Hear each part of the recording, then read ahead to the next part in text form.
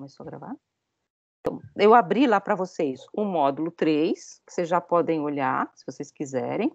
Embora o módulo 2 ainda tenha um vídeo, né? Então ainda vou fazer um fórum e um vídeo. Mas eu já coloquei lá o módulo 3, porque eu acho bom explanar, assim, já dá para ver o que a gente vai estudar. Sobre o módulo 3, a gente vai ler alguns textos, por exemplo, tem o texto do Hume lá. Mas a gente vai ficar mais propriamente no livro, por causa da pandemia e tal, no livro que está ali o link e tal, que é o livro sobre os juízos estéticos do Kant.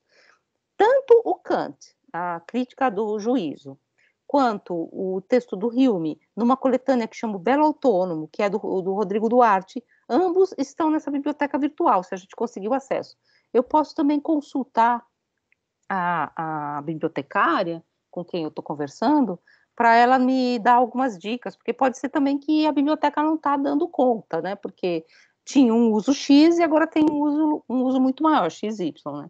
Então pode ser que não está dando conta, mas esses dois livros tem lá. Então, a coletânea, por exemplo, a coletânea do Rodrigo Duarte, praticamente dos textos que a gente vai ler estão lá, menos o do Schelling, eu acho, mas o do Schelling a gente acha.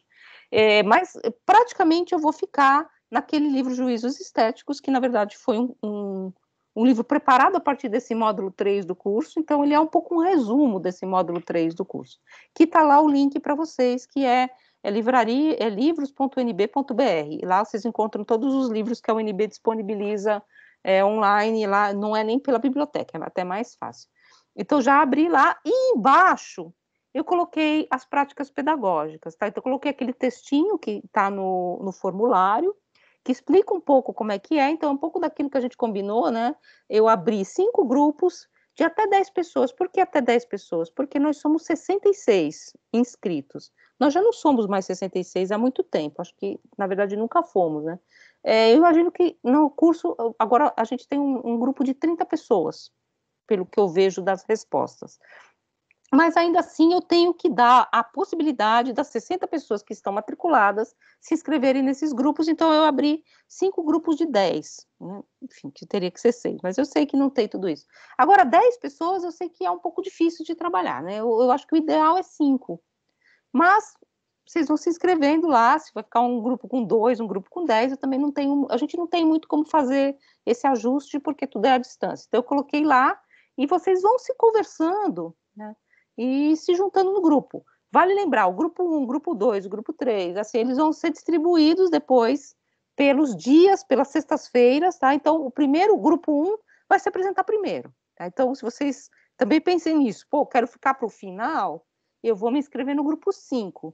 Agora, lembre também, ficar para o final não é bom, tá? Porque esse final pode acabar ali na rabeira do final do semestre, e aí vocês vão estar cheio de coisas para fazer, né? É tipo, o modelo é mais ou menos um modelo seminário, né? Então, a gente vai ter que ter uma apresentação, fazer um PowerPoint, um vídeo, vocês pode ser um vídeo pré-gravado, não tem nenhum problema da atividade já está pronta. Pode ser um questionário, também um trabalho de online que não seja síncrono, que seja assíncrono. Aliás, é o que mais está acontecendo na rede, né, do ensino médio, pelo menos o pessoal com quem eu estou conversando de Planaltina e de Ceilândia, por dificuldades, inclusive, de acesso dos alunos, acabou que a gente voltou um pouco a esse patamar do que era o ensino à distância antes, né, que era o ensino remoto, era ensino escrito, né, você tinha questionários, textos auto-instrutivos, que são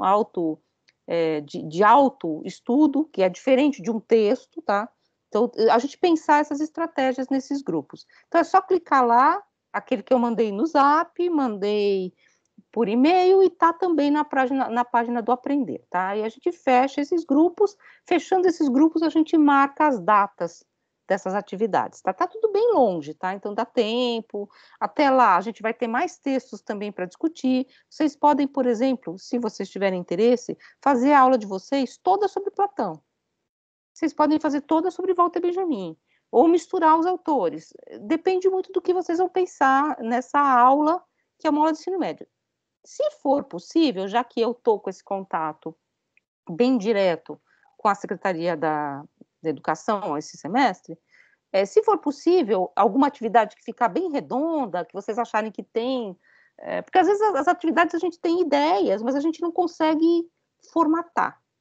Agora, se tiver uma atividade que está bem redonda, que está bem formatada, e vocês quiserem fazer a experiência de ir para a escola, então fazer uma experiência real, com uma turma de ensino médio, como a gente está à distância, eu até posso conseguir isso. Eu consigo ali, olha, eu vou fazer uma atividade com vocês, como atividade remota, a gente nem necessariamente atrapalha o curso do professor.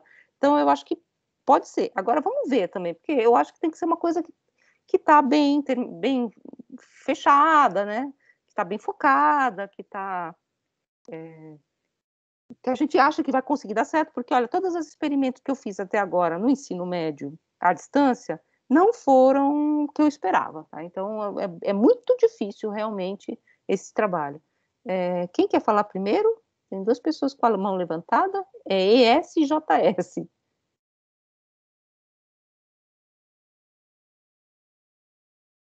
JS? Será que vocês esqueceram a mão levantada?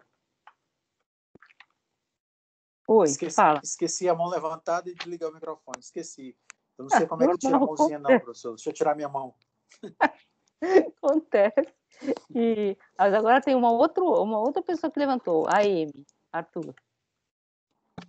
Prof, eu não pensei muito bem com as pessoas que eu queria entrar no grupo. Eu só me inscrevi no primeiro para apresentar logo na primeira leva, né?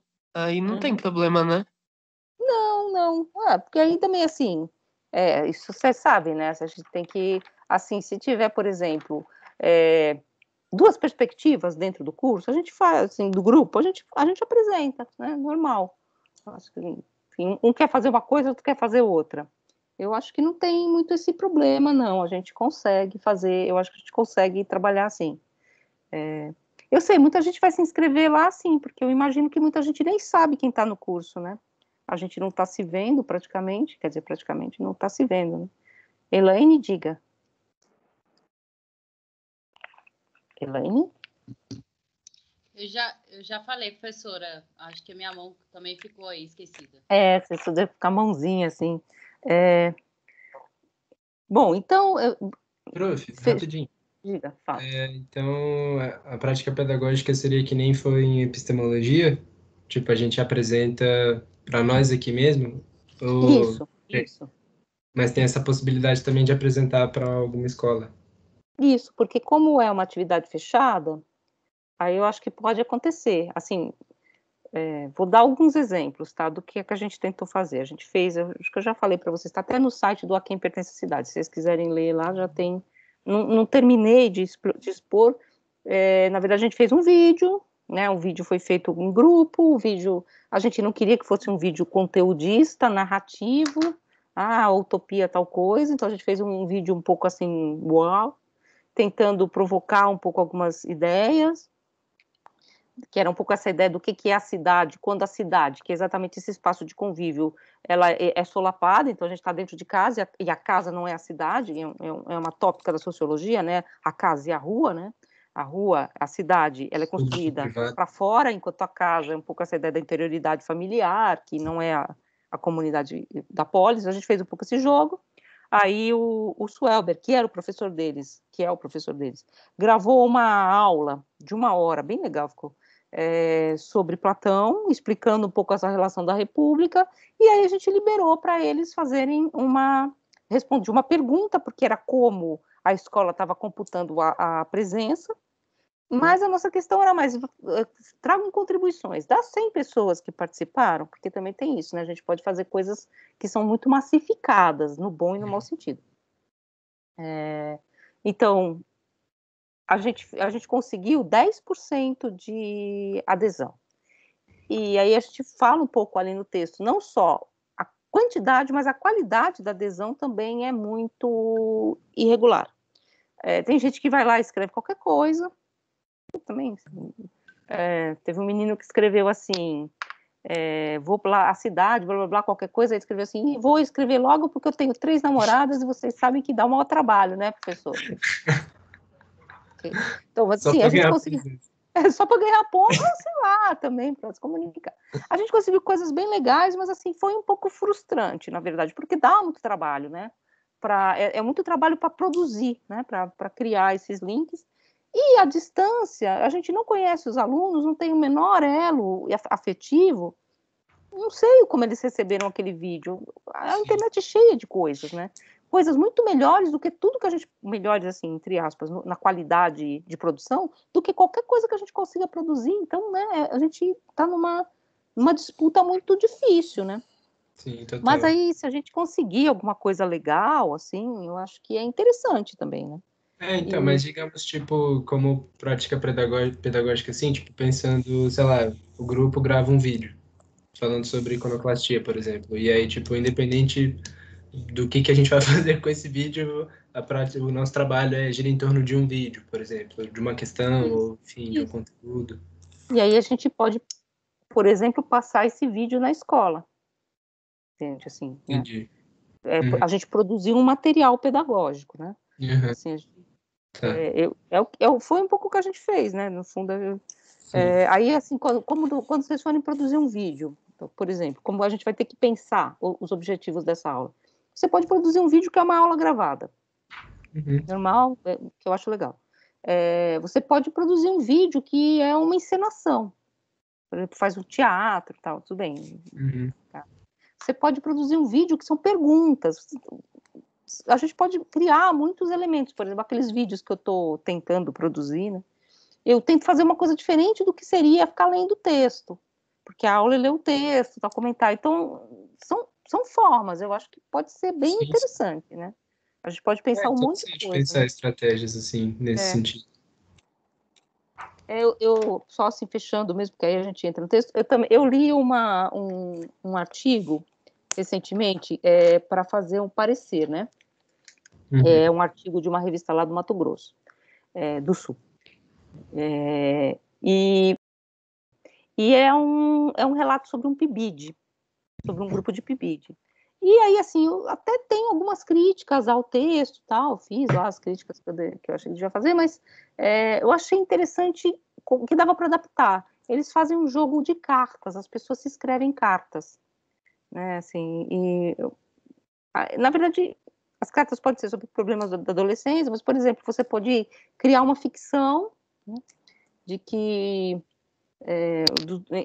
dos alunos em torno de alguma questão, de alguma obra, e eles se escreverem cartas, como se eles estivessem trocando correspondência, ou pode ser e-mail, né, eles trocando e-mail, fazendo uma simulação, e aí a gente cria um debate dentro desse e-mail à distância, que não é o caso daquele PIBID, porque era aquele PIBID que eu estou pegando como modelo, ele estava trabalhando ainda no modo presencial. Mas eu achei que a ideia podia...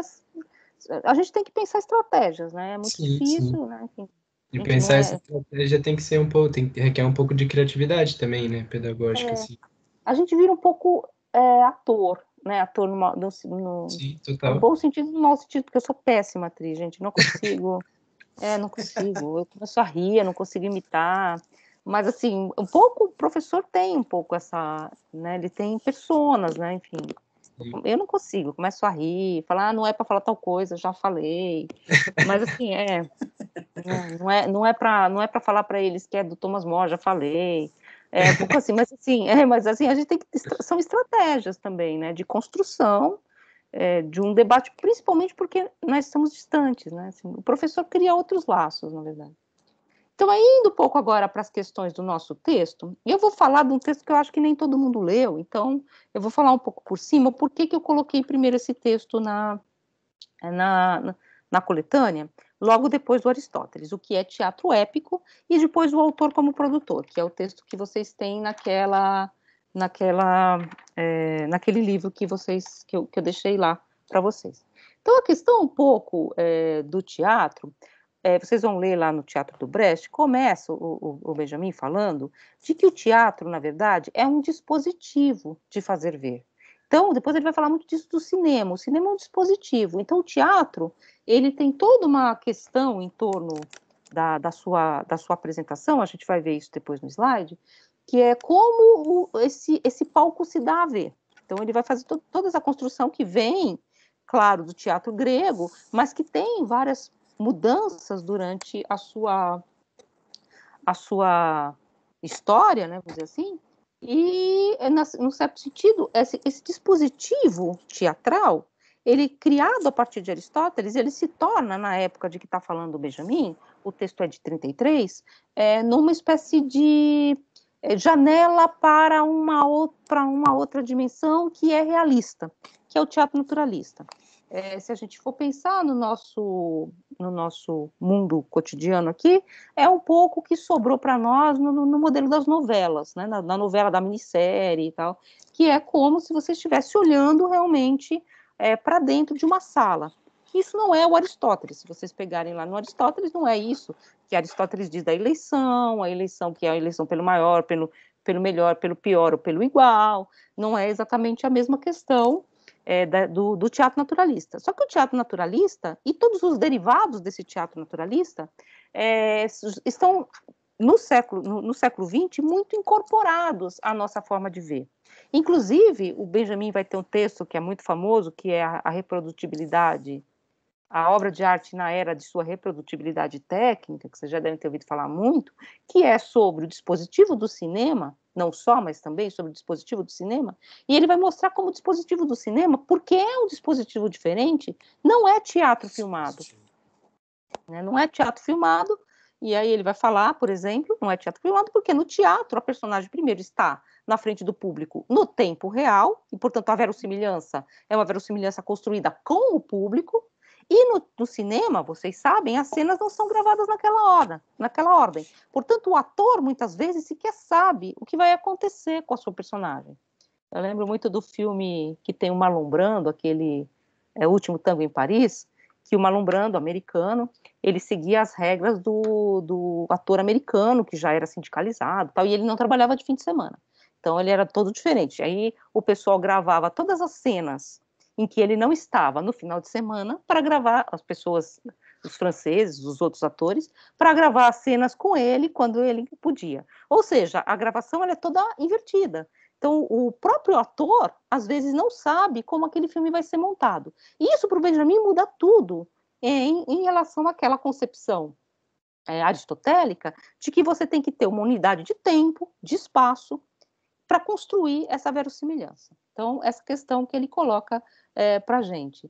E outra questão que ele vem logo em seguida, ele diz, então, o que sobrou do teatro, e a gente vai ver um pouco isso depois no vídeo, eu estou adiantando, mas vocês vão ver, ele diz, por exemplo, quando do teatro desaparece o fosso da orquestra. Quando desaparece o fosso da orquestra, o teatro não tem mais uma separação mágica, e vocês vão ver o que é o fosso da orquestra depois nas imagens, não tem mais essa dimensão mágica de separação da plateia. O ator está quase dentro da plateia. E depois tem essa coisa um pouco do teatro contemporâneo, que vocês conhecem, do ator andar no meio da plateia. Né? Enfim, hoje em dia é comum isso. Hoje em dia é um dispositivo que vem desse teatro brechtiano, né, de quebrar a ideia de verossimilhança, que hoje em dia já se tornou banal.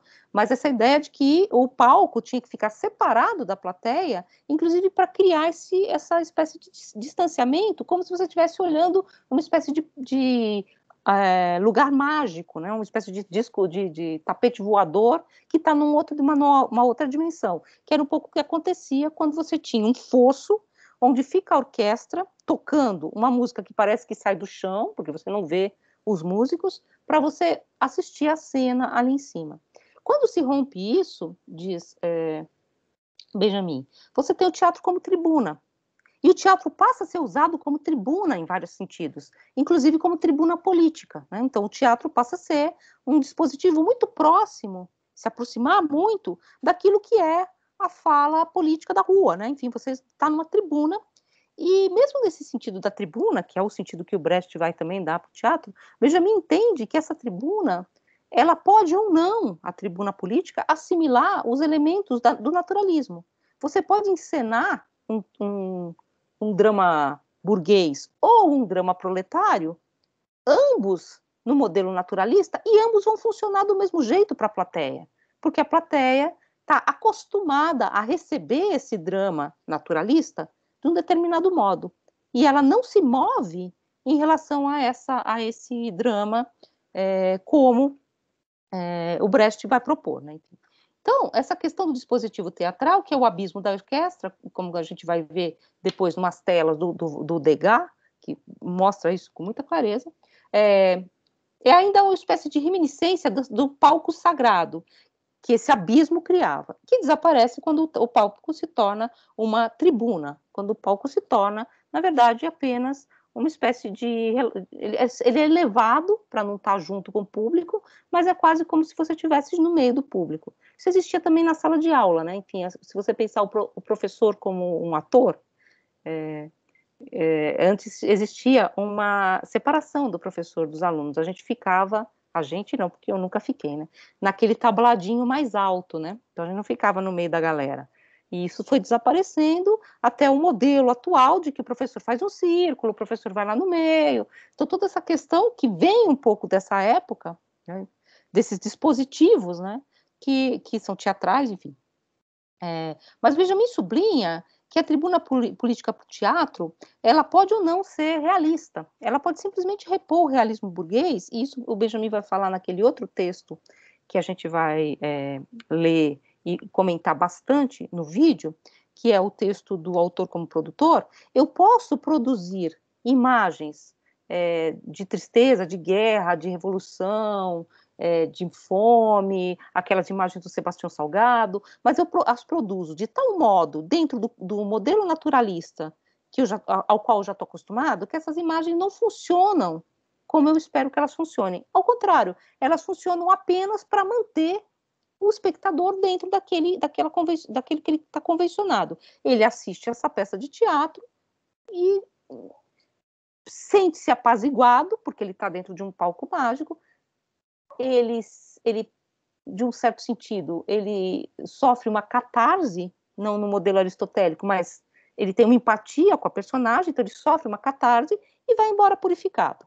Então, um pouco essa ideia do teatro, mesmo que o teatro tenha um tema social, mesmo que o teatro tenha temas que tocam, vamos dizer assim, elementos que são da constituição da burguesia, das formas, vamos dizer assim, mais contundentes da família.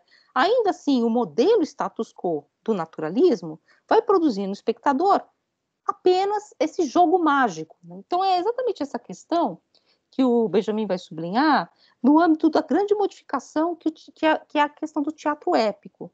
E é interessante quando ele fala de teatro épico, porque se a gente lembrar que para o Aristóteles o teatro não é épico, por excelência, a tragédia não é épica, a comédia não é épica, porque o gênero épico é um gênero misto, onde se misturam drama, dramatização e narrativa.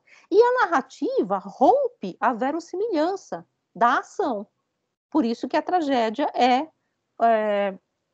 a ação dos homens, são homens que agem. Eu não posso, no meio de uma tragédia, como a gente viu no Édipo, né? O Édipo, tudo acontece, e mesmo que acontece em flashback, o que já aconteceu é contado na hora da tragédia, na hora que aquilo está acontecendo, quando vem o mensageiro. Então, são essas estratégias que, vamos dizer assim, o Sófocles cria, né, para trazer o passado para o presente. Ele presentifica esse passado aqui agora, porque senão não teria sentido uma pessoa no meio do palco parar. Então, acontece que no passado, isso faria o quê? Romperia esse jogo mágico que está estabelecido, empático, né? A palavra empatia é muito importante, porque depois eu vou falar muito dela quando eu for falar do Mário Pedrosa.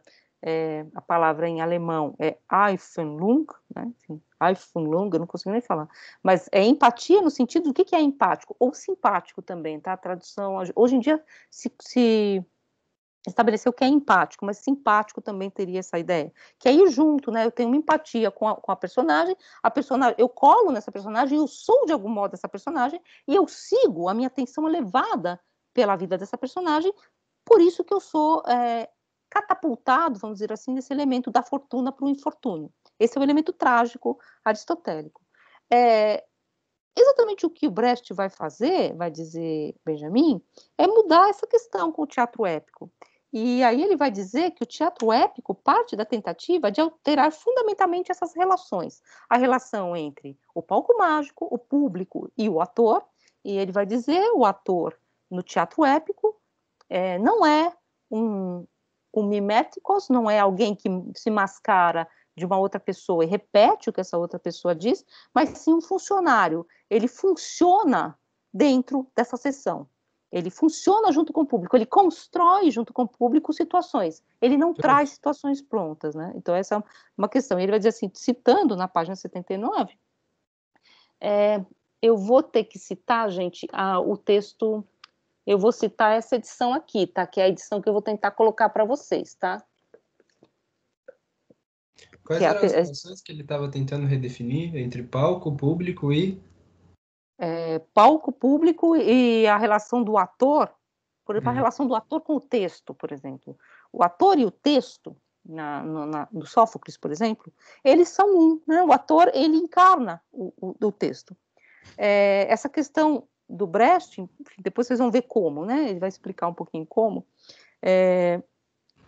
que o Brecht rompe, vamos dizer, essa ilusão, né, que a gente tem da verossimilhança, exatamente fazendo com que o ator não é só improvise, ele funcione junto com o texto. Tá? Então, é uma outra função do ator. E aí eu cito só, o teatro épico parte da tentativa de alterar fundamentalmente essas relações. Então, não é manter a tribuna e o público, mesmo que da tribuna eu fale as maiores verdades políticas, eu estou dentro de uma relação em que público e palco estão empaticamente embolados, vamos dizer assim. E para seu texto, o de Brecht, a representação não significa mais uma interpretação virtuosística, mas sim um severo controle. Então não é o virtuose que chega no palco e você nem reconhece que ele é um ator. Sabe aqueles atores que você... O bom ator, que você nem reconhece que é ele, a pessoa se transforma. Porque tem ator... A gente está um pouco acostumado com bons atores, né? Tem aquele que representa sempre a si mesmo, né? Mas o bom ator é aquele que virtuosisticamente se transforma no outro. Por Brecht, não necessariamente. Ele tem um controle desse texto. E o texto, ele é mais um roteiro de trabalho. Então, é como se o ator estivesse trabalhando no palco. Guardadas as devidas relações, tá? A gente pode pensar nisso no professor contemporâneo, no professor moderno. O professor não é mais aquele que virtuosisticamente encena o saber, mas sim alguém que tem um roteiro de trabalho e o tempo todo é movido por esse roteiro de trabalho. Que é um método moderno que controla rigorosamente as funções do ator. Daí o problema do ator não é a verossimilhança necessária, a necessidade virtuosística de fazer com que o espectador não caia na real. Né? Sabe, você segurar a atenção do espectador naquela fantasia. Mesmo que essa fantasia seja extremamente realista, é isso que ele está querendo dizer. Porque a gente já tem esse teatro naturalista, inclusive no teatro político, né? Vale lembrar que aqui eles estão falando de política, mas enfim, vamos até suspender essas questões. Existe um teatro político que depois vai ser um teatro do realismo, a questão do realismo socialista, que é um teatro extremamente realista, né? Enfim, realista no sentido de que você não rompe a verossimilhança. Só que o realismo socialista é um erro por quê? Um erro, entre aspas. Por quê? Porque pega o mesmo modelo do naturalismo burguês, só inverte o tema, não a forma, num certo sentido. Aqui ele nem está falando do realismo socialista, porque realismo socialista já está aí na ordem do dia, né? Enfim, o realismo socialista que é uma convenção da Internacional de Escritores, da Internacional de Artistas, que vão decidir qual é o modelo que a gente deve seguir dentro da nossa arte, com a tendência, né? Você falou de... Desculpa te interromper. Mas é que você falou de que o cinema não é um teatro filmado. Mas tem como, tipo, pensar essa relação de... Tem como fazer essa cisão, assim, muito claramente? Tipo, o ator de teatro e o ator de cinema? Ou meio que essa relação de ator-texto dá para os dois? Como é que é isso? O Benjamin faz essa distinção que depois o Adorno não concorda, né? Ele faz essa distinção muito clara. Ele diz que o ator está não está nesses textos aqui, está na obra de arte na era de sua reprodutibilidade técnica, que a gente não vai ler aqui e tal. Mas ele faz essa distinção claramente. Ele diz, primeiro, o ator de teatro representa para uma plateia. E representa na ordem. Então, ele representa no roteiro do texto. O ator de cinema representa para um dispositivo. E ele não representa na ordem do texto. a sua representação ela vai ser depois montada. Então há uma montagem, né? A famosa, não sei quem é o diretor, não sei quem é a atriz, e é machista, mas tudo bem, é uma piada, velho, que ele queria que ela sofresse muito, que ela fizesse uma cara de sofrimento. Ele fala para ela, assim, vai lá, sobe a escada e não pensa em nada, assim, tipo, e fica olhando para mim e não pensa em nada. Quer dizer que a ideia é que ela era burra, linda, maravilhosa. Então essa ideia de depois o Deleuze vai falar muito disso, que tem um longo texto sobre cinema, da rostidade. O cinema, principalmente o cinema da época do Benjamin, o cinema antigo, ele é assim, o triunfo do rosto. A câmera parece que vai entrar dentro da boca desses atores, principalmente do cinema mudo. Então as pessoas representam com o olhar, o que no teatro, pela distância, sim. porque a pessoa está lá, né? Enfim, não é O cinema dá uma liberdade mais sutil, né? Para pensar sutilezas, tipo esse lance do rosto, então, enfim. A pessoa pode não estar pensando nada, ela fala assim, olha para lá, e você filma a pessoa olhando para lá, depois você desloca e faz essa pessoa olhando para lá, mas você corta o plano, tudo bem que isso depois vai vir com a montagem do Isis, tá, enfim, mas você corta o plano e põe ali um cachorro. Aí a pessoa que nem sabia que ela estava olhando para o cachorro, ela está olhando para o cachorro. A montagem, no teatro, não, eu estou, mesmo que não haja um cachorro ali, eu estou representando para um cachorro, né? Tem um cachorro na minha frente. Sim. Então, o Benjamin diz que isso muda completamente. O que o Adorno diz para ele, numa resposta, enfim, que é bem crua, que está naquelas correspondências do Adorno, que é bem legal, do Adorno com o Benjamin, ele diz, olha, filho, você está iludido, porque eu fui num estúdio de cinema aqui nos Estados Unidos, e é muito mais tradicional do que você pensa. Eles gravam tudo de uma vez só, não tem nenhuma diferença, só que o que o Benjamin está pensando é muito mais radical que o que o Adorno está pensando. Tudo bem que poderia ser assim, porque, claro, os primeiros filmes de cinema são teatro filmado, mas é óbvio que hoje em dia já não é, porque está inscrito no sistema do cinema, né? Por exemplo, quando eu gravo uma cena, a pessoa começa a cena, o filme careca, e depois ela tá cabeluda. É óbvio que a cena que ela tá careca foi gravada depois, né? Porque não ia dar tempo do cabelo crescer. Ou seja, é uma coisa que no teatro é impossível, né? E fora que no teatro você representa todas as vezes, novamente, para um público diferente. Portanto, você está sempre numa outra função, né? Enfim, da representação. Então, essa questão para o Benjamin do dispositivo, exatamente. É porque, tipo, quando você falou dessa relação de ator-texto, eu pensei, por exemplo, no Anthony Hopkins. Porque o bicho é, tipo, mestre nesse negócio de dominar o texto, né? De, tipo, eu vi um vídeo falando que o bicho, tipo, lê o texto 1 milhão de vezes até tá tudo aqui na cabeça e, tipo, ele é que dá vírgula, ponto, emoção, tipo, com o rosto, com essas paradas, assim. E aí eu pensei isso, né? Tipo, por isso que eu perguntei da distinção, ator-teatro e ator-cinema, porque... Mas imagina, assim, que deve ser uma coisa, um controle absurdo, né? Porque você grava as cenas fora de ordem. Então, também uma outra coisa que o Benjamin vai falar, que ele vai falar aqui também, que é uma coisa não aristotélica, a fragmentação episódica, que os dispositivos contemporâneos e a atenção contemporânea obrigam ao artista. O artista é obrigado a não pensar mais numa grande linha, tem um grande texto que eu vou seguindo, até porque a nossa atenção não é mais assim, e porque os dispositivos modernos não permitem mais isso, né? Então, você tem um outro modo de lidar com essa função. Bom, ele vai dizer, né, que o ator não é um artista mímico. Então, ele não é um artista mímico, vai lembrar a palavra mímica e a palavra mímese, né? Elas são parentes. Que incorpora um papel, e sim um funcionário que precisa inventariá-lo. Então ele pega esse papel, então você é a personagem, ele está comentando aqui uma peça que chama Um Homem é um Homem, que é uma personagem que vai sendo levada, assim, deixa a vida me levar, né? Ele sai para comprar peixe, ele sai para comprar Coca-Cola com casco de Pepsi, né? Ele sai para comprar peixe, desaparece, aí ele vira soldado, ele é moldado, ele se molda às circunstâncias. Então, o ator que vai assumir esse papel, ele tem que ser maleável também, né? E a outra coisa também que o Benjamin fala, o teatro épico, e aí depois vocês vão descobrir o que é aquela ceninha do começo do slide, né? O teatro épico incorpora vários elementos do teatro de uma forma teatral chinesa, então não aristotélico, né? Mas também das novas mídias, né? Das novas mídias da época, que são o cinema e o rádio, né? E a montagem.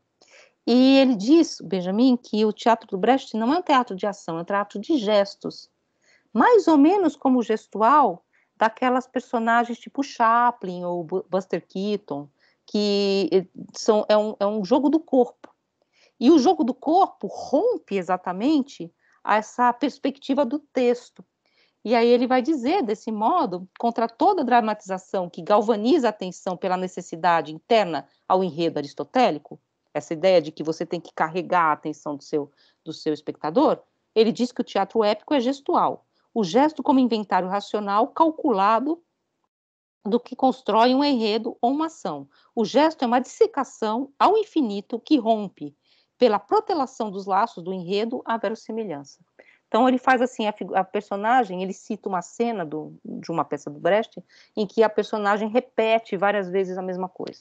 Tipo aquelas coisas de circo, né? Essa repetição que gera um mecanicismo ridículo e risível, ela também destrói, vamos dizer assim, essa verossimilhança do texto. Você percebe uma representação. Ele até diz, o Benjamin, que as pessoas iam ao teatro só para ver essa cena, e elas iam na hora dessa cena. Então, aquela coisa assim, assim essa coisa de uma espécie de conteúdo não aristotélico. E aí ele diz, em que sentido? Ele também é literário, na acepção tradicional do termo, é uma questão aberta. Literário, então, em oposição a dramático, ou seja, épico, em oposição a ativo, né? Então, ele é literário, enfim, o Brecht utilizava vários elementos do teatro chinês, então umas coisas meio formalistas, mas também coisas que depois vão ser do cinema, né? Passava uma pessoa com uma plaquinha escrito, depois, 2 anos depois, assim, né, que rompia completamente a verossimilhança. As canções que irrompem no meio do texto, e aquele slide que eu coloquei para vocês lá no começo é do Rei da Vela, que é uma peça do Oswald de Andrade, que é contemporâneo do Brecht, e contemporâneo e, vamos dizer assim, muito próximo na construção do teatro brechtiano, porque talvez ele tenha até assistido várias dessas peças, não do Brecht exatamente, mas desse teatro contemporâneo quando ele estava na Europa. O Rei da Vela capta muito dessas questões. O que o Rei da Vela faz? Mistura um pouco, uma coisa meio ridícula, uma coisa meio piada, aquela coisa do Oswald de Andrade, né? Inclusive piada de mau gosto, né? O Rei da Vela, vocês sabem que é o Rei da Vela, porque é aquelas piadas de quinta série, né? Porque ele é macho, segura a vela, tá, enfim. Então tem todas essas piadas meio assim, meio forçadas, assim, piada de circo mesmo, assim. E então essa mistura, vamos dizer assim, dos planos, que rompe, inclusive, com essa sisudez da ideia do teatro, né? O teatro se mistura com a diversão noturna, com a coisa da imprensa, do circo. E aí ele continua, Benjamin, resulta daí uma conclusão importante. Quanto mais frequentemente interrompemos o protagonista de uma ação, mais gestos obtemos. E, em consequência, para o teatro épico, a interrupção da ação está no primeiro plano. Ao contrário de Aristóteles, o teatro épico interrompe a ação o tempo todo. Então, a personagem para e começa a cantar. Por isso, as cançonetas, que também são consideradas de mau gosto, né? Ele começa a cantar, não é ópera, porque a ópera é construída desse modelo, mas é uma mistura das duas coisas. As canções, então, interrompem no meio do texto, cortam o texto como uma espécie de intervenção kit. Depois, mais para frente, o Benjamin vai escrever sobre o kit, né? O teatro épico ataca a concepção de base, segundo a qual a arte deve ser um verniz superficial cabendo unicamente ao kit a tarefa de refletir, em sua totalidade, a experiência da vida em benefício exclusivo das classes baixas, as únicas que se deixam comover por esse gênero subalterno. Então, essa entrada do kit, vocês sabem o que seria? A gente chamaria kit de brega, assim, de mau gosto. Kit é uma coisa... Depois ficou uma coisa chique, né? Por exemplo, ter pinguim em cima da geladeira é kit, né? Mas ao mesmo tempo é cultureba, né? Mas essa coisa assim, adocicada, feita para o consumo popular. Então, essa ideia de que o kit, ou seja, aquilo que é feito para o rádio, é feito para o cinema. O cinema começa como um elemento de circo, né? De feira livre, né? Tinha os irmãos Lumière tinham uma barraca, você entrava lá. Não sei se vocês já viram os primeiros filmes, que é o cara tá sentado, aí ele está sentado numa cadeira, aí a cabeça começa a inchar e de repente a cabeça explode, porque evidentemente eles cortaram, o cara saiu da cadeira e explodiu um balão. Hoje em dia a gente olha e fala, trucagem simples, mas naquela época era, uau, o trem vem para cima de você, sai todo mundo correndo. Então essa ideia é quase de uma trucagem de circo, que é considerado kit, né? Diversão popular, né? Ou como o Benjamin vai gostar de falar, Luna Park, parque de diversão. Então essa questão que o Benjamin fala, o que o Brecht faz? Ele, ao invés de recusar esses elementos como não passíveis de fazerem parte da verossimilhança, ou o kit seria simplesmente usado para compor, no modelo aristotélico, uma personagem pobre, entre aspas, então seriam traços de caráter para construir a personagem. Aqui o que o Brecht faz é incluir esses elementos popularescos, externos ao teatro, como formas de romper exatamente essa verossimilhança do texto. Então, canta, dança, pula, vai para o meio do palco encher o saco da plateia.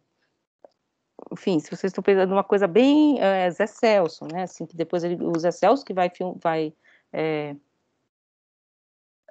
produzir o Rei da Vela, nos anos 60, porque o Oswald mesmo não encena, né? Na época não se encena essa peça, porque ela é muito radical. Não sei se vocês já leram o Rei da Vela. Ela beira um mau gosto, assim, sinceramente. Assim, você tem que ler pensando assim, caraca, beira um mau gosto, né? Tem, enfim, a piada, assim, é um negócio assim, caricatura, tem uma caricatura kit, realmente. Só que o que o Zé Celso faz? Ele encena nos anos 60 e encenou recentemente, como uma espécie de alegoria, exatamente porque incorpora esses elementos, que refuncionaliza o que está acontecendo na sociedade. Bom, mas continuando aqui no texto do Benjamin, a questão do texto não ser, portanto, isso vocês viram no Aristóteles, né? Aristóteles fala que você a epopeia pode ser episódica, um episódio aqui, outro ali. A tragédia não, ela tem que acontecer numa única unidade de tempo e de espaço, quanto menor, mais verossimilhante. Então eu não posso ficar, então Édipo fez isso, aí pula, Édipo fez aquilo, episódios. Os episódios rompem essa linha narrativa do enredo, rompem exatamente o que o Aristóteles diz que é a alma da tragédia, que é o enredo, que leva da fortuna ao infortúnio. O que Brecht faz é o contrário. Ele incorpora anti-aristotelicamente, isso de propósito, o Benjamin cita, né? Isto é anti-aristotélico, essa ideia da interrupção. Então, o teatro épico, ele é um teatro episódico, pela interrupção da necessidade interna do enredo, da verossimilhança. O episódio era antitrágico, pois antidramático no sentido da unidade de tempo e espaço aristotélica. Ele trazia para dentro da necessidade interna do texto a consciência de que aquilo era um fragmento construído. Então, você vê a costura da construção, né? E aí eu cito na página 81, sua consciência de ser teatro não pode frutificar no palco naturalista. Ela deve ser reprimida, como é inevitável em todo plano dinâmico, para que se possa dedicar-se sem desvio a seu objetivo central, retratar a realidade. Então, quando eu estou retratando a realidade, eu não posso deixar nada escapar para que o meu observador, de repente, perceba que aquilo é uma representação. Por exemplo, hoje já é uma tópica, tudo isso já é comum. Mas, por exemplo, tem todas aquelas coisas assim, o relógio que aparece na gravação do Ben-Hur. Rompe a verossimilhança. Recentemente apareceu um extintor de incêndio lá naquelas novelas bíblicas da Record. Isso, assim, rompe a verossimilhança. Só que você pode usar isso exatamente para romper a verossimilhança. Tem um cineasta, que eu até já citei aqui, que é o Derek Jarman, que faz isso, né? Ele tem um filme que chama Caravaggio é um pintor do século XVI, né? E aí aparece um cara, por exemplo, tem um bispo lá, um religioso, ele está dentro de uma banheira batendo a máquina. Então você fala, não existia máquina de escrever. Sim, né, isso aqui é uma representação. Então rompe o tempo todo com essa ideia de que a narrativa ela é natural. E rompe de propósito, né, quebra a sua expectativa. Só que isso faz com que também o observador ele tome um choque. Ele precise também entrar numa função, como a gente vai ver daqui para frente, que o Brecht vai dizer. Então, é uma outra posição, não só do ator, mas também do palco, do espectador, e ele continua dizendo isso, né? Em contraste, o teatro épico conserva do fato de ser teatro uma consciência incessante e viva, e produtiva. Essa consciência permite-lhe ordenar experimentalmente os elementos da realidade e no fim desse processo, e não no começo, que aparecem as condições. Ou seja, eu não trago uma realidade pronta para mostrar para o meu espectador, olha como a realidade é. Que, por exemplo, o Rei da Vela.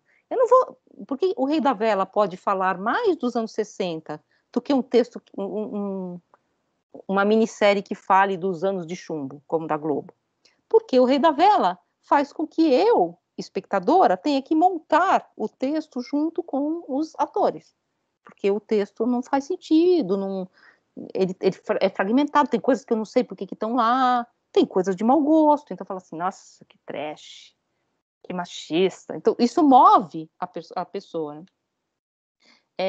O lugar do público também não é, então, portanto, aquele do palco mágico, e nem o da tribuna burguesa política, não é? Eu fico sentada lá assistindo o homem falar da mudança do mundo.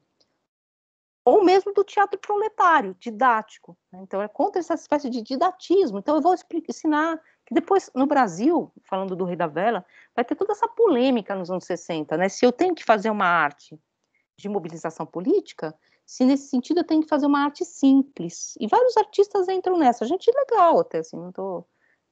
É uma questão até hoje, eu acho que essa questão é muito atual. Atualmente, essa questão é que está travestida de outro modo.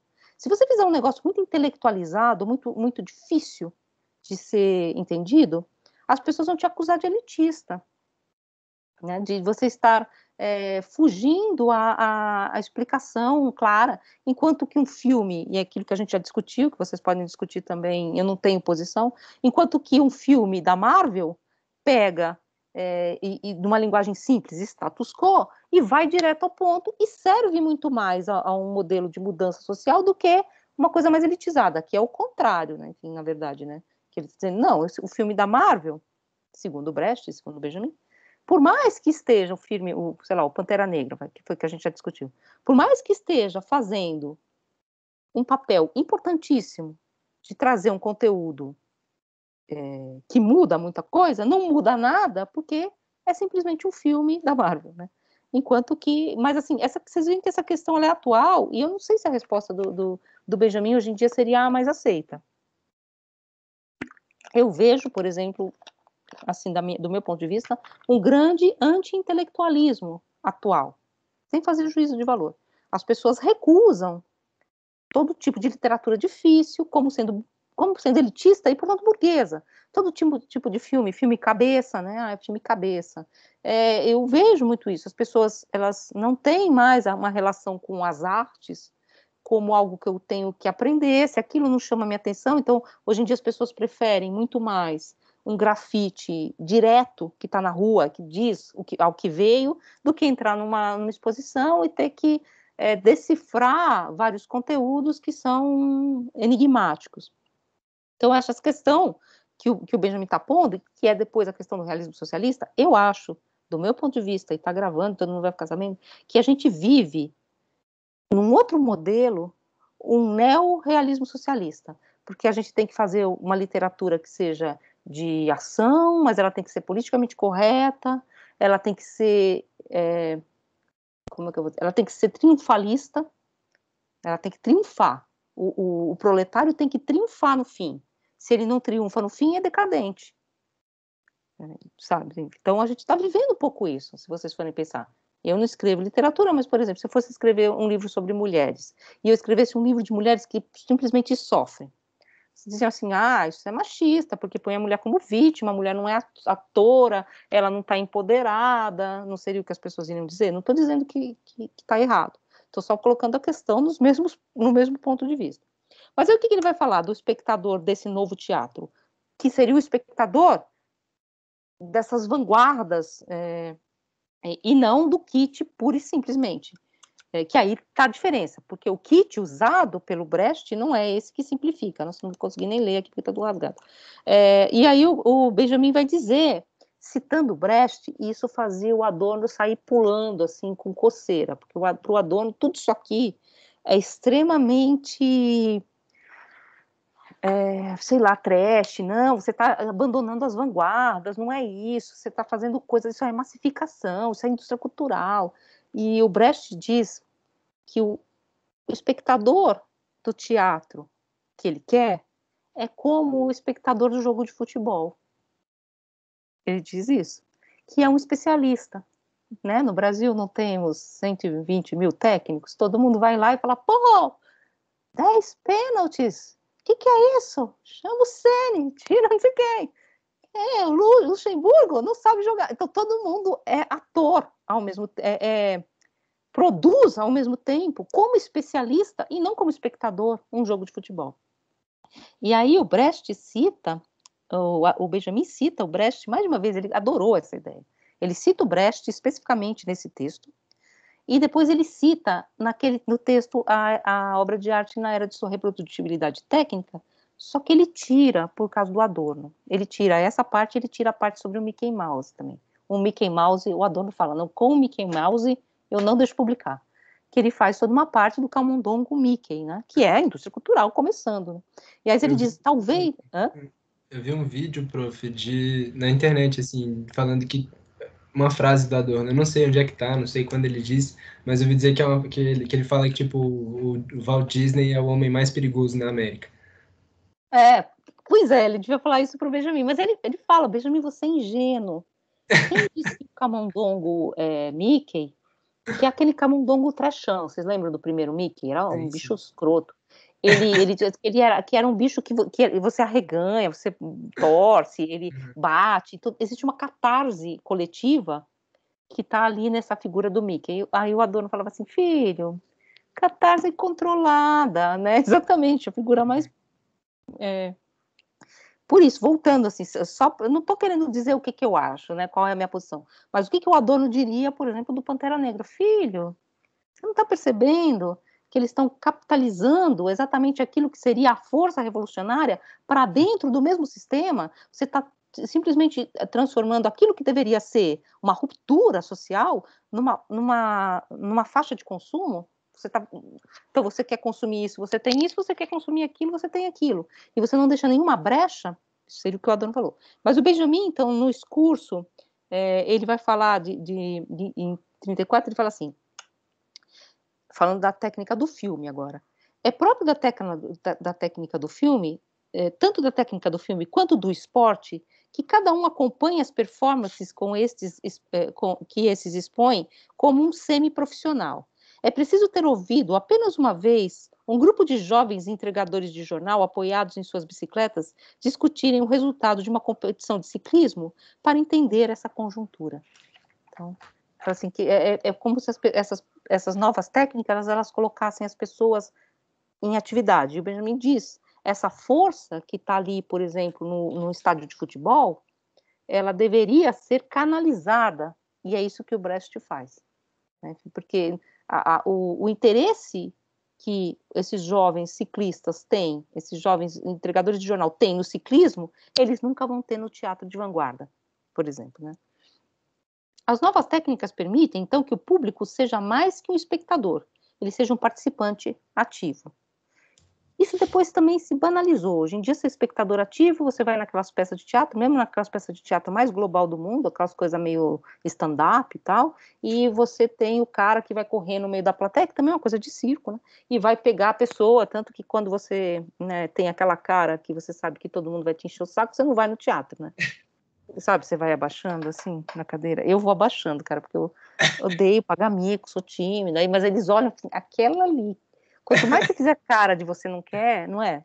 Então, assim, mas já virou uma coisa meio condicionada, né? E aí ele diz, nada mais característico do pensamento de Brecht que a tentativa do teatro épico de transformar de modo imediato esse interesse originário no interesse de especialista. Então, de captar essa energia, né, que está aí nesses meninos jornaleiros para dentro, vamos dizer assim, da obra de arte. Aí, uma das partes que eu acho bem interessante também, para pegar a questão do texto, é quando o Benjamin fala dessa ideia da atenção. E isso vai ser uma tópica depois que o Benjamin vai trazer em outros textos. A atenção do homem contemporâneo, do homem moderno, né, e nós contemporâneos, não é a atenção do homem grego. Então, esse grande fio narrativo que conduz à atenção e que, portanto, impede que você entre no meio de uma sessão de teatro, já foi rompido pela tecnologia moderna, que, ao contrário, desde o século XIX, convida à desatenção.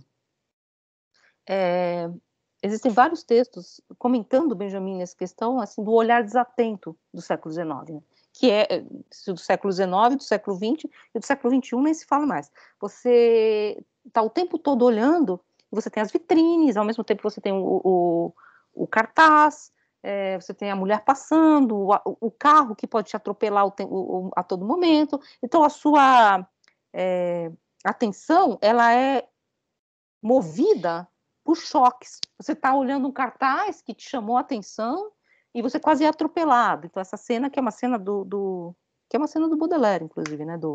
O poeta com a sua auréola, né? Tipo um anjo coroado, ele vai atravessar a rua e quase é atropelado por um bonde. E aí cai a auréola no chão. Aí, quando ele vai pegar, ele não consegue, porque cai na lama, sei lá, e vai passando um monte de carro. E aí ele deixa a auréola lá. Então, quer dizer, a arte decai, né? O poeta perde a sua aura, né? A sua auréola. E aí ele encontra um outro poeta e o outro poeta fala, pô, mas você não vai pegar? Fala, não, melhor assim, agora eu posso ir em qualquer lugar e ninguém me reconhece. Eu vou no puteiro, eu vou no boteco. É bem esse o trecho. Então, essa ideia um pouco de que essa desatenção, ela esgarçou, vamos dizer assim, ela se esgarçou na modernidade. Uma coisa que você pode fazer é ficar simplesmente chorando essa relação perdida. A outra coisa, que é o que o Brecht faz, é aproveitar exatamente essa relação de desatenção para capturar o seu espectador para a função do seu teatro, que é o que ele diz, na verdade, que o Brecht faz quando ele incorpora no teatro dele as questões do rádio. E ele diz, numa peça de Brecht, não é como uma peça aristotélica, você pode entrar em qualquer lugar, em qualquer momento, a qualquer momento. Sabe, tipo, você pode entrar no pula-corda a qualquer momento.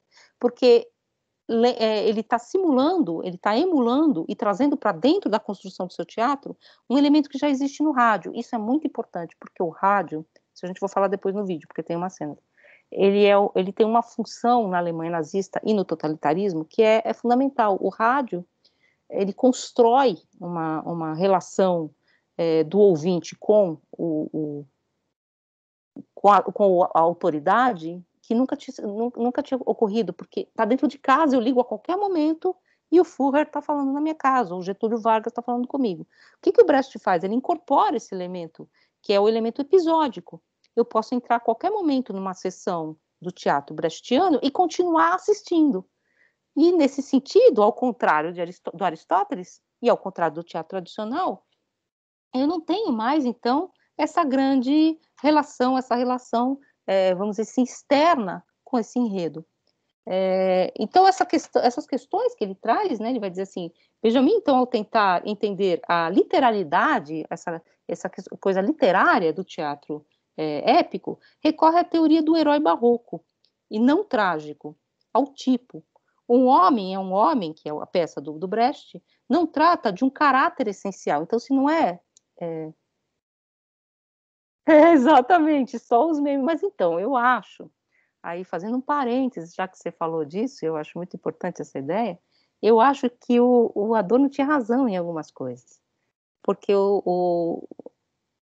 a montagem, por exemplo, o Benjamin cita o John Herzfeld, vocês vão ver, que não chamava John Herzfeld, ele chamava Johann, o nome dele é alemão, campo, é coração no campo, mas em alemão. E ele cria esse pseudônimo John Heartfield para aparecer em inglês. Então também já é uma colagem também, é uma ideia de não, né, de parecer. Ele chama, está escrito aqui, Helmut Herzfeld, é o nome dele, tá? Mas é John Herzfeld, que é o que vocês vão encontrar. Ele produzia montagens. Então ele pega uma foto do Hitler, que é a mais famosa, que vocês vão ver depois, e coloca o esôfago todo feito de moedas. Aí ele pega a foto da suástica e coloca um judeu morto colado, tipo de uma figura medieval. Então o que ele faz? A suástica atual, o judeu medieval. Ele junta duas coisas.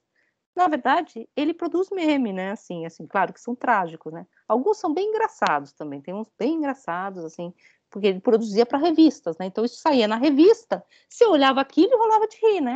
Não, o cara, assim, né? Com um monte o esôfago é moedas, então ele engole dinheiro, aí ele tá falando, sai um monte essas coisas que a gente vê toda hora hoje em dia no mundo político. E a gente sabe que deu também nessa cultura também dessa que foi apropriada não exatamente pelas forças progressistas, né, mas pela própria publicidade, foi engolido, né, enfim, hoje em dia. Outra aposta do Benjamin é o surrealismo, e o surrealismo é o modelo da publicidade atual, né?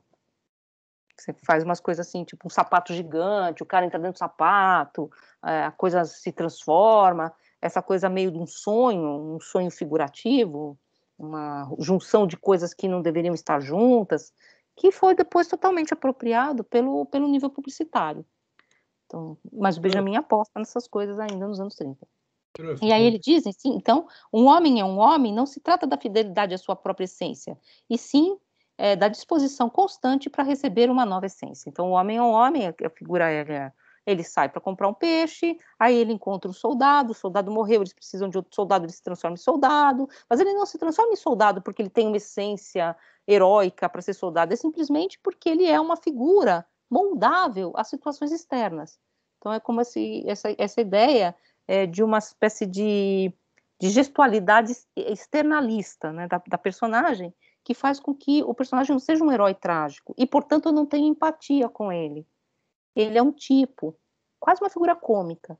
Não produz em mim aquela relação empática, que é por isso que o Aristóteles marca que a empatia ela não pode ser produzida se eu tiver na ordem de uma moral, de uma condenação moral, de uma condenação ética, porque aí não tem empatia.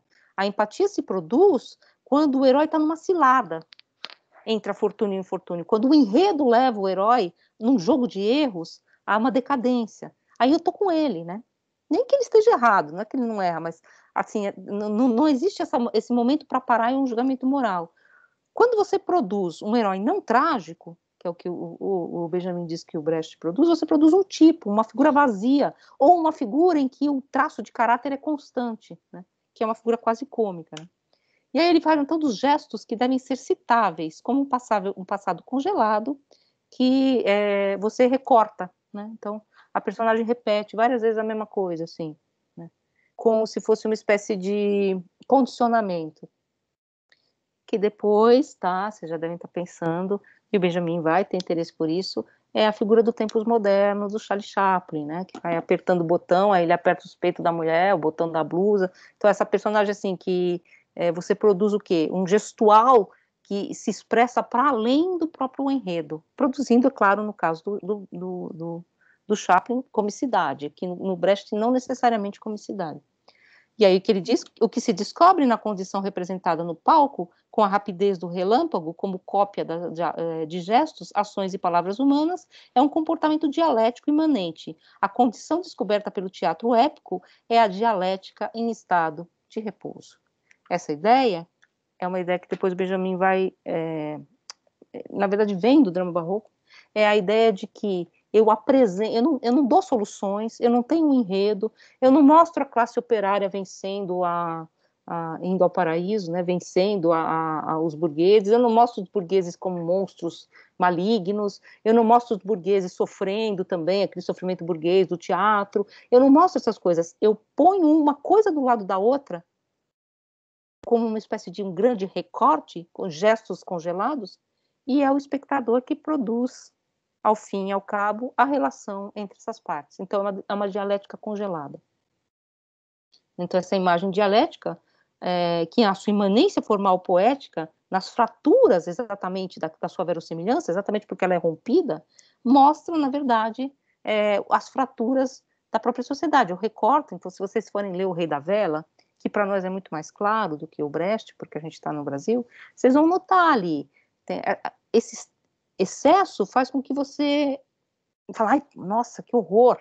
Esse horror que você sente é um horror que tem muito mais a dizer sobre a nossa sociedade do que se fosse simplesmente uma imagem realista de um burguês mauzinho, que é mau para os seus funcionários, mas depois ele se redime, aquele conto de Natal, né? Ali não tem redenção, o burguês amado, as pessoas ficam dentro de uma gaiola, é uma coisa bem trash, assim, né? Bem... E que na repulsa que vai causar, inclusive, no espectador, nesse choque, e é por isso que o Benjamin vai falar de choque, né? Essa ideia de uma experiência que não é uma experiência linear. Na verdade, ele vai chamar de vivência, né? Ela é toda cortada, né? Se você produz isso, você põe lado a lado uma coisa do lado da outra, você consegue não dar de presente para o espectador uma cena pronta, mas que ele tem que produzir as condições dessa cena. Então, O Rei da Vela, na verdade, que eu falei para vocês, que é um texto de 1930, que depois vai ser encenado, na verdade, pelo Zé Celso, para dar a ver uma outra época, e foi reencenado agora recentemente, para também falar um pouco do nosso momento agora que a gente está vivendo, né? Então, fazendo, inclusive, uma relação entre aquele momento e esse momento, né? Porque são ambos os momentos amarrados pelo Rei da Vela, né? Enfim. Agora, eu não sei se vocês iam gostar do Rei da Vela, tá até aqui do lado, não tá lá no fundo, já levei tudo para lá, os adiantados. Porque hoje em dia, parênteses, falando de um novo realismo socialista, seria acusado de mau gosto, homofóbico, enfim, né? Naquela época nem existia essa ideia, mas assim, o Oswald tem umas coisas homofóbicas, homofóbico, tratar mal as mulheres, então as pessoas entenderiam ao modelo do realismo, né? Enfim, enquanto na verdade o que você tem que entender é que esse mau gosto explícito tinha uma função, tem uma função na encenação. Agora, a gente pode gostar ou não, tá? Assim, não é questão, eu estou só expondo um pouco essa questão do problema dessa época. E o outro texto, que é o texto que tem lá naquele livro da biblioteca, que é o autor como produtor, vai aparecer uma questão que eu nem vou falar muito agora, porque eu vou falar no vídeo, e depois eu vou falar muito sobre isso quando eu for falar sobre o Mário Pedrosa, não que vocês precisem ir, tá? Mas vai ficar gravado, vocês assistem depois, tá? Eu mesmo ontem fui na primeira parte e depois eu assisti o que estava gravado, tá? Embora, claro, mais legal e simula que você está lá, né? Você fica vendo quem está respondendo o chat, é bem legal. Você vê que tem um monte de gente importante assistindo, é chique. Ou não, né? Ontem eu não sei se tinha, porque eu não vi. Mas, esqueci até o que eu ia falar. Peraí. Você fala tanta bobagem que até esquece o que eu ia falar. Vai ser, prof, esse negócio do Mário Pedrosa? Dia 9. É segunda. Mas aí, então, no Mário Pedrosa eu vou falar, exatamente, obrigado, você me lembrou. De uma questão que é o que começa o texto do Benjamin. Ele fala assim, hoje em dia, o texto é de 1934, esse texto autor como produtor, e ele foi pronunciado numa comitê, eu sempre esqueci, deixa eu ver aqui o nome. Comitê antifascista. Então, eles estão ali discutindo isso, né? É o autor como produtor, conferência pronunciada no Instituto para o Estudo do Fascismo em 27 de abril de 1934. Então ele vai falar essa conferência nos estudos contra o fascismo, e ele vai falar assim que há uma oposição que é falsa, mas que é muito levada em conta hoje em dia, é que de um lado o artista tem qualidade e de outro lado o artista tem tendência social, por exemplo. nem sempre um artista que tem qualidade está na tendência correta, entre aspas. E muitas vezes o artista que está numa tendência, ele tende, e isso é comum, e eu acho que o Benjamin aí, depois, eu acho que ele reveria esse seu pensamento, a instrumentalizar a obra de arte para política, por exemplo, né? Ou para questões, hoje em dia, para questões sociais, para questões sobre o feminismo, sabe, enfim. Então você instrumentaliza a forma. O que o Benjamin vai dizer nesse texto é que essa oposição, por um lado isso ou por um lado aquilo, ela é falsa. Ela é falsa porque ele vai dizer que a tendência, que é aquela tendência que é capaz de perceber os elementos progressistas de uma sociedade, inclusive do ponto de vista da técnica, essa tendência, ela vai ter mais qualidade exatamente porque ela consegue elaborar uma nova forma. E aí ele vai falar essa questão, que depois a gente vai ver na última parte do nosso curso, que é bastante dentro do que a gente vai ver sobre o romantismo e o Kant, essas ideias da originalidade da obra, o que o Benjamin fala, por exemplo, o romance. O romance é uma forma que aparece no século XIX, para dar conta de uma nova forma social. Então ele é um gênero novo, que dá forma a uma nova vivência social. E, portanto, ele é a forma por excelência do século XIX. Agora, continuar repetindo essa forma do século XIX no século XX, tal como ela foi dada, na verdade, é não fazer aquilo que seria, é não estar naquilo que seria a forma mais elaborada e, portanto, melhor, e que dá mais a ver o tempo histórico do século XX, nesse sentido. O romance só foi a forma por excelência do século XIX exatamente porque ele era a tendência, vamos dizer assim, a elaborar os elementos técnicos mais prementes. Então, é um pouco essa questão. O autor, ele tem que ser também alguém que está atento aos modos de produção da obra. Ele não simplesmente produz uma imagem dentro do circuito que já existe, ele não produz, vamos dizer assim, belas peças de teatro proletárias, burguesas, românticas ou não, no modelo que já existe, para alimentar o dispositivo do teatro tal como ele existe. Porque ao fazer isso, primeiro que o dispositivo do teatro está em decadência. Então ele está produzindo o mesmo para uma forma em decadência. Então, nesse sentido. Então, aquele artista que é capaz de captar a tendência, por exemplo, o Brecht, quando capta essa desatenção contemporânea e traz para dentro da sua obra a desatenção contemporânea no elemento episódico do rádio ou da TV, depois, né? Não existe ainda, mas precursor da TV, né? Ou do cinema, ele vai evidentemente fazer para o Benjamin uma obra que não só na tendência, mas também na forma, é superior ao teatro tradicional. Seja a qualidade literária que esse teatro tradicional tenha. Então, um pouco essa ideia, que eu não sei se funciona até hoje, mas é um pouco que a gente vai ver.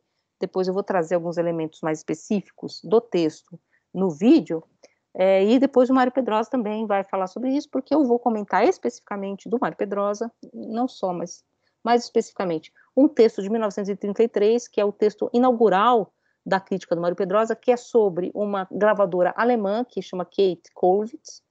Essa gravadora alemã, ela é muito importante para o Brasil. Ela faz 2 exposições no Brasil, enfim, acho que ela nunca esteve no Brasil, mas enfim, vem a exposição dela para cá, tem uma exposição de gravuras. Ela é uma gravadora ligada ao movimento espartaquista, enfim, uma gravadora bem importante, só que ela é uma gravadora, entre aspas, tradicional. Uma gravadora, faz gravura, com figuras, né? Enfim, não é uma coisa super... Não é o John Herzog, não é o Brecht. E ela vem para o Brasil fazer essa exposição e ele faz uma palestra, Mário Pedrosa, no CAM, Clube de Artistas Modernos.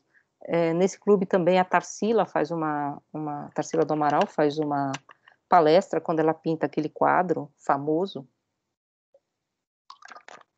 sabe, das cabecinhas, que agora toda vez que eu fico vendo o maluco lá, o Dória, falando da Covid, sabe aquele programa, não sei se vocês assistem, né, que ele vai falar o quadro da Covid em São Paulo, aí ele está ali no Palácio do Governo, atrás da cabeça dele tem um quadro que acho que é Antônio Manuel, que está atrás da cabeça dele, e aqui no canto, não sei se vocês já repararam, tem a Tarsila do Amaral. Eu fico só olhando essas coisas, né? O quadro que está atrás da cabeça dele. E essa Tarsila do Amaral, com aquelas cabecinhas, ela faz uma palestra nesse Clube de Artistas Modernos sobre esse quadro. Esse quadro, um colega, o Marcelo Mari, que é organizador do evento, ele já encontrou uma espécie de original, vamos dizer assim, a inspiração numa revista stalinista. Enfim, então, tá bem na época, assim, embora, é claro que o ícone que ela criou é muito mais forte do que toda esse rastro, vamos dizer assim.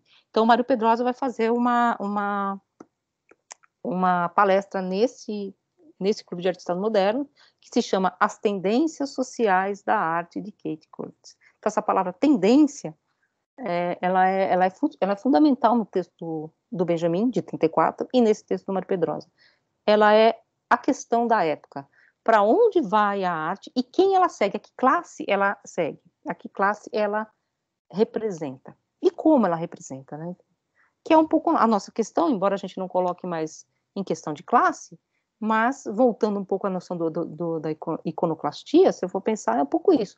A quem serve aquelas esculturas ou a quem serviu? Então, um pouco essa questão.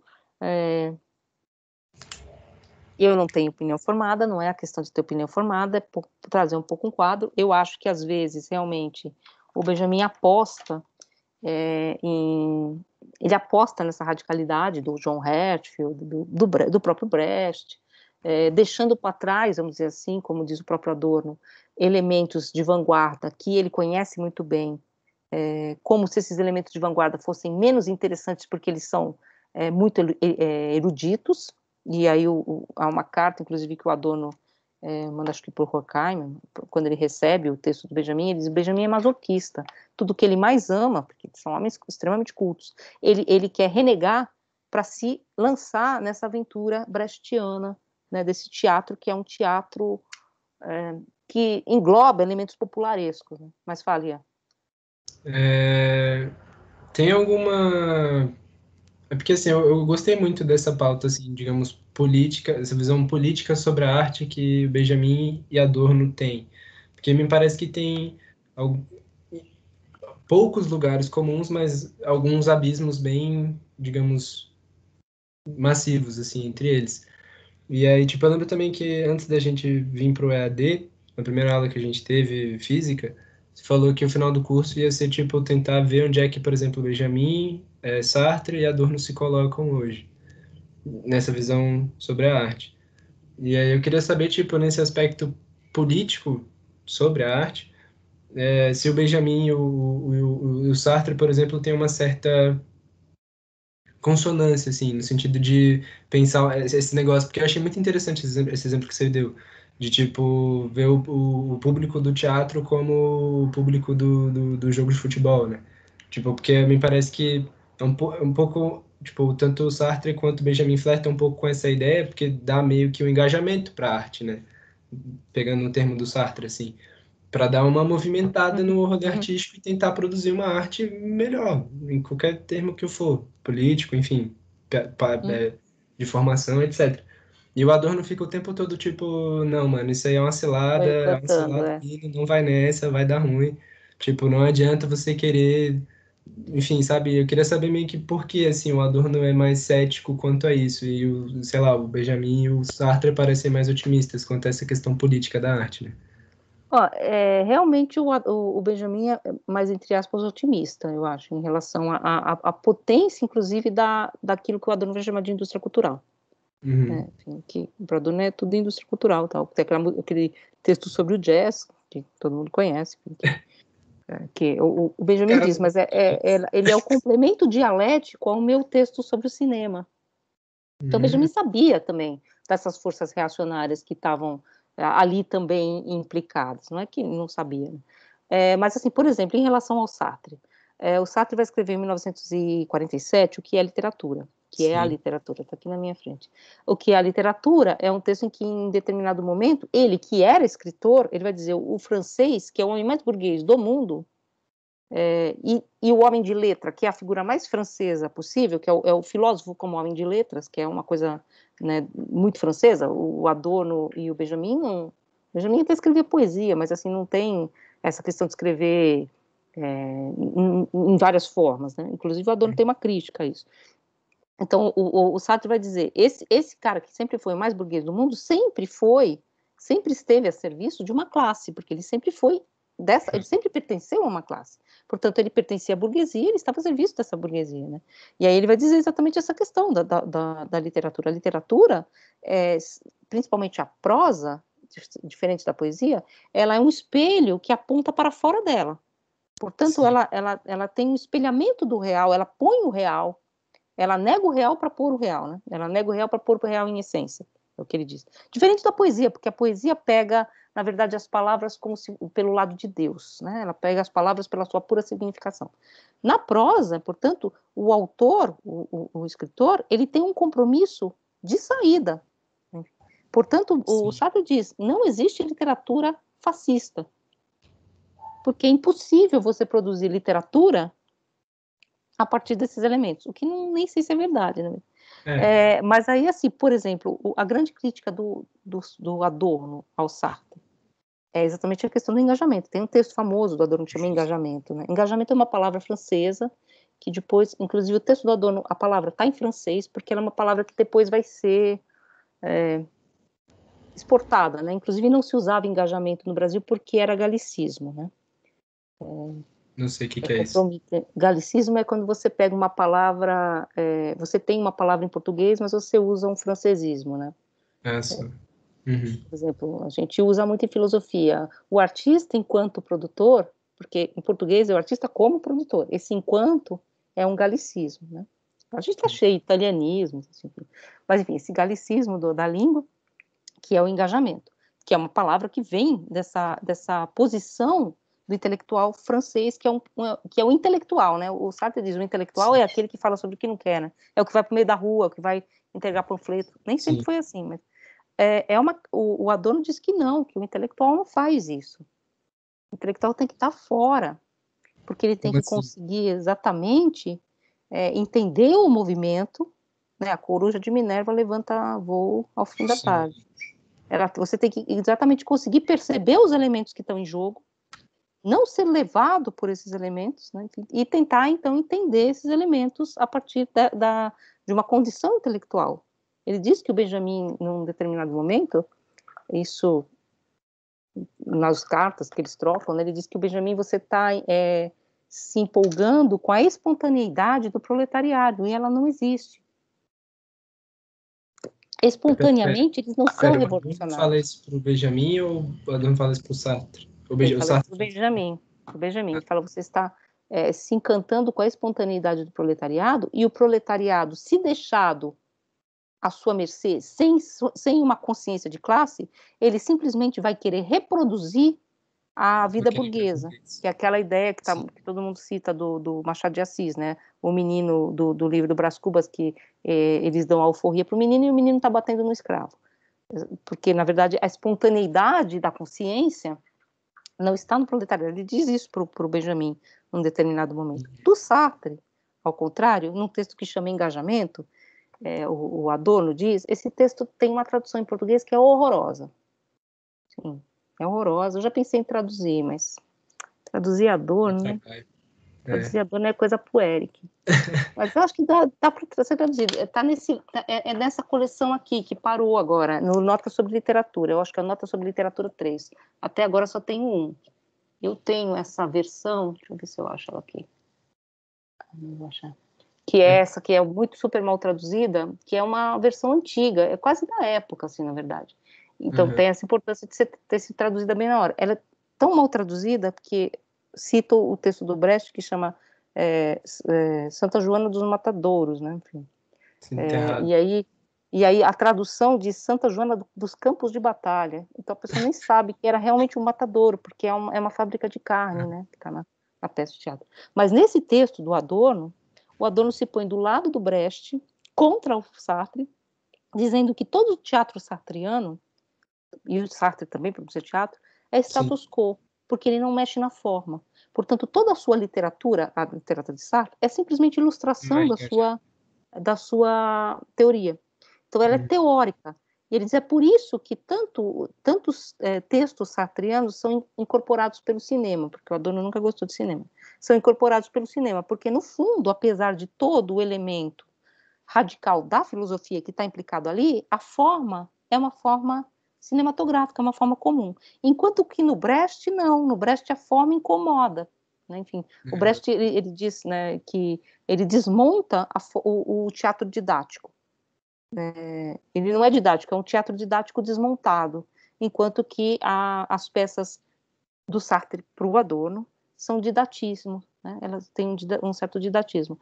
Eu tive uma aluna, inclusive está a tese, o mestrado dela, a monografia dela está na BCE, chama Maiara Franco.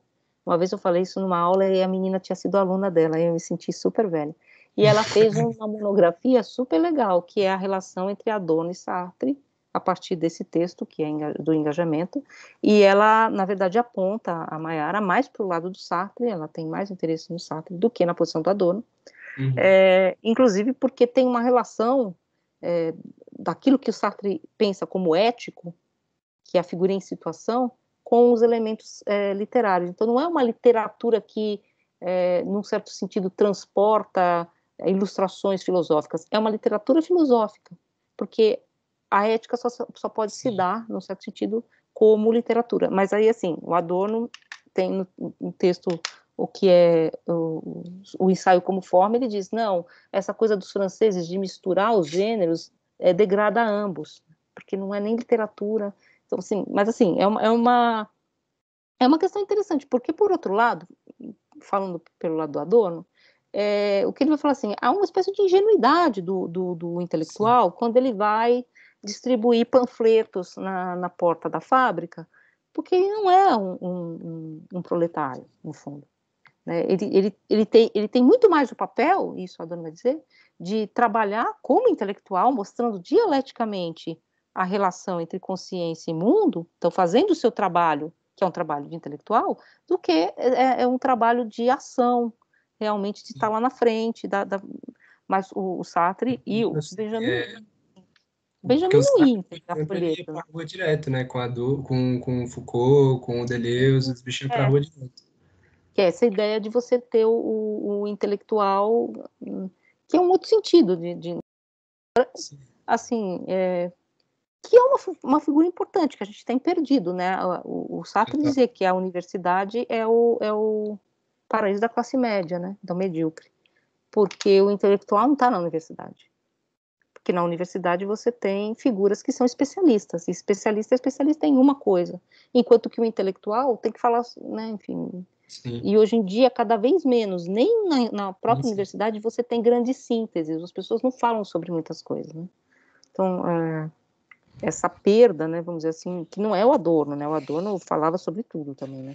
Até tem um livro do Adorno aqui que ele fala sobre horóscopo, ele chama As Estrelas Descem à Terra, que é bem interessante, na verdade, mas enfim, hoje em dia, não, ou a pessoa estuda horóscopo, ela estuda horóscopo a vida inteira, né? O sociólogo que estuda horóscopo, então, assim, né?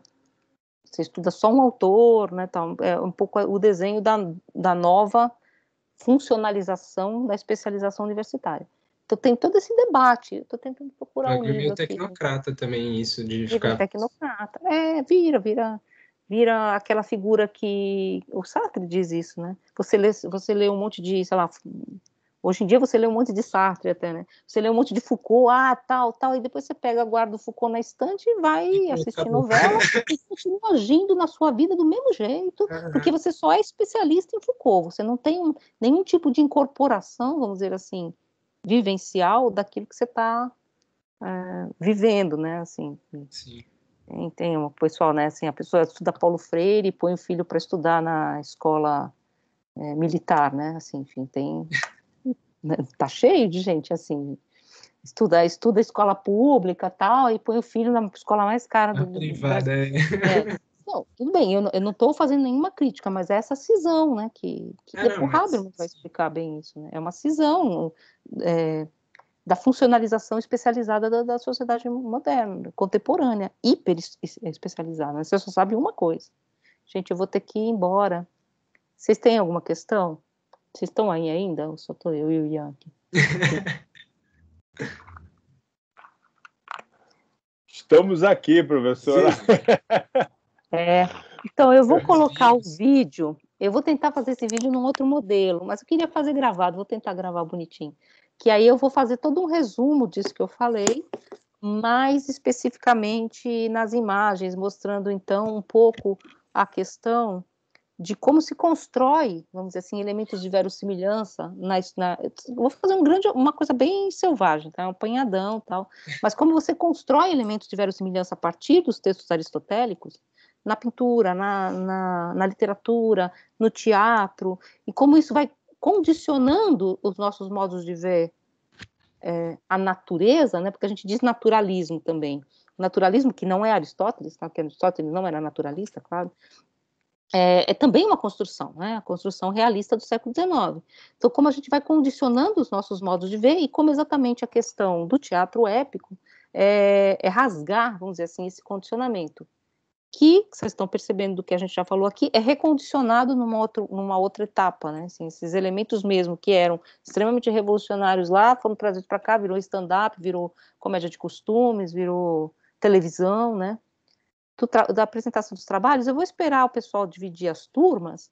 Eu estou pensando a partir do finalzinho de novembro, porque assim eu condicionei assim o curso, tá? A gente vai abrir já o próximo módulo é novembro. Dezembro a gente fecha esse conteúdo, aí a gente vai fazer uma provinha de final, assim, que para juntar um pouco com os fóruns, que eu estou pensando em fazer assim. Os fóruns que vocês responderam, vocês vão juntar num texto. Então, vocês já vão juntando aí. Aí a gente faz essa provinha e fica com o tempo, as semanas de dezembro, só para isso. Para não ficar... Porque em dezembro vocês vão estar tudo enlouquecido, né?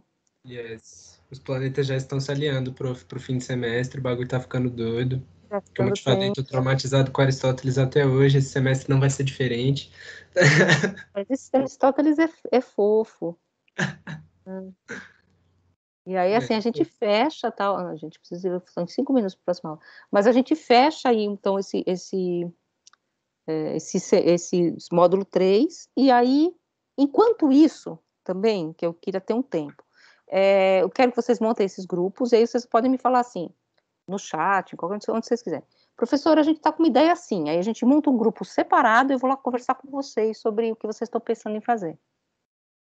Assim, isso durante novembro, né? Que já está aí também, semana que vem já é novembro, né? Então, durante novembro a gente tem um tempo para produzir esses materiais e aí em dezembro a gente faz as apresentações. Eu acho que não precisa ser uma por dia, né? Não precisam ser 5 dias, dá para ser 2. Se não der, tudo bem também, a gente faz uma, enfim, e vai fazendo. Por isso que eu estou falando, uma das coisas, assim, quem quer fazer logo, pega o primeiro, né? Tá, mas tem essas questões, né? Se bem que tem gente que prefere ver o primeiro para ver como é que é, não gosta de ser cobaia, tem gente que já gosta de, já fiz, já acabou. Tem várias coisas, né? Tá bom, Sim. gente, vou lá que já são 8h56. Prof, só a última dúvida. A gente ainda vai ficar nessa discussão Sartre, Adorno, Benjamin, Brecht, como é que vai ser o novembro? Então, a gente vai fazer o vídeo, né? Eu vou fazer o vídeo e botar para vocês. E aí, pá, a gente vai fechar a porta da antiguidade e da modernidade e a gente vai começar a ler Kant. Ok. Aí a gente vai ler Kant, um pouquinho de Kant, Schiller e Schlegel, Okay. e Schelling. Um pouco para construir essa ideia do gênio e tal, enfim. E aí, no final, acho que dá tempo de fazer um fechamento. Ficou bem espaçado, assim, essa coisa. Sim. Bom, é isso. Tchau, gente. Mais alguma coisa? Por aqui não. Boa noite. Tchau, gente. Boa noite. Boa noite. Boa noite. Boa noite. Boa noite, professor. Boa noite a todos.